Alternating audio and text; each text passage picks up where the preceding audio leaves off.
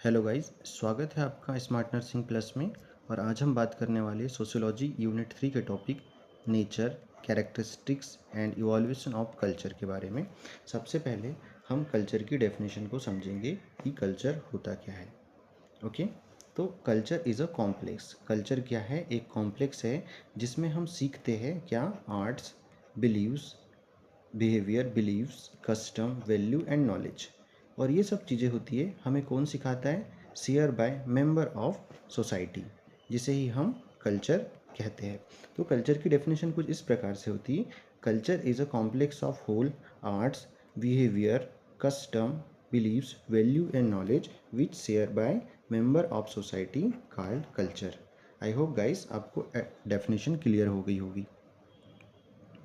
अब हम बात करेंगे कि इसे नर्सिंग में पढ़ना क्यों ज़रूरी होता है। ओके, इसका नर्सिंग में क्यों इम्पोर्टेंट है। तो एवरी कम्युनिटी हैज़ डिफरेंट्स। आप सभी जानते हैं कि हर कम्युनिटी अलग होती है।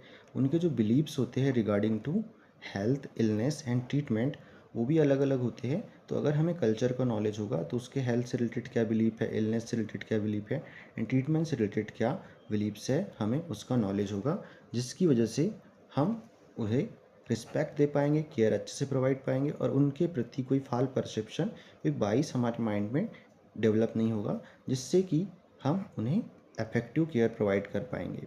राइट, इसीलिए हम कल्चर को पढ़ते हैं। अब हम बात करेंगे जो कल्चर है उसके नेचर के बारे में। ओके, ये कल्चर का नेचर किस प्रकार से होता है। ओके, तो पहली चीज़ है लर्नेड। कल्चर को हम सीख सकते हैं। ठीक है, ये कल्चर को हम क्या कर सकते हैं? सीख सकते हैं। इट्स नॉट बायोलॉजिकली और जेनेटिकली ट्रांसमिटेड। ओके, ये बायोलॉजिकली या जेनेटिकली ट्रांसमिटेड नहीं होता, बल्कि हम इसे एक्वायर करते हैं। क्या करते हैं?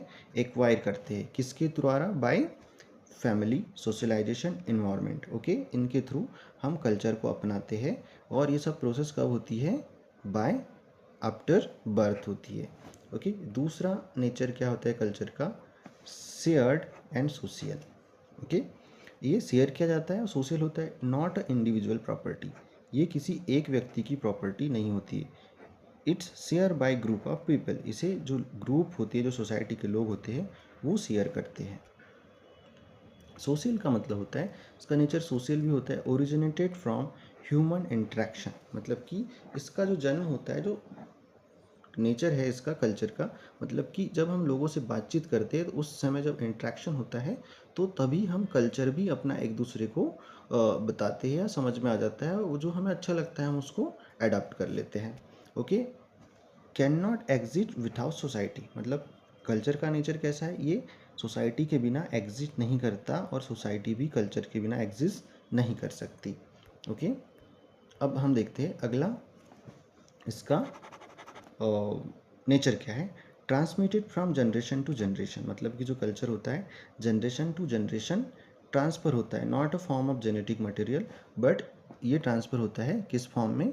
इस transfer to language, symbols and imitation. इन सब सिम्बॉल्स, लैंग्वेज और इस इनके बीच में जो कल्चर होता है वन जनरेशन से अनदर जनरेशन ट्रांसफ़र होता है। एक नेचर इसका और होता है, ये डायनेमिक होता है। ओके, कल्चर कैसा होता है? Dynamics, not permanent. ओके, ये परमानेंट नहीं होता है, ये कैसा होता है? डायनेमिक होता है, गतिशील होता है, कॉन्स्टेंटली चेंज, लगातार बदलता रहता है। Modify over the time according to need, challenge in environment. Okay, समय के साथ में चैलेंजेस, नीड या जो इन्वायरमेंट होता है उसके अकॉर्डिंग कल्चर बदलता रहता है। तो हमने यहाँ पर देखा कल्चर का नेचर। तो कल्चर का नेचर कैसा है? लर्नेड है। ओके, दूसरा शेयर्ड एंड सोशल है। ओके, ट्रांसमिटेड है और डायनामिक है एंड सोशल है। राइट।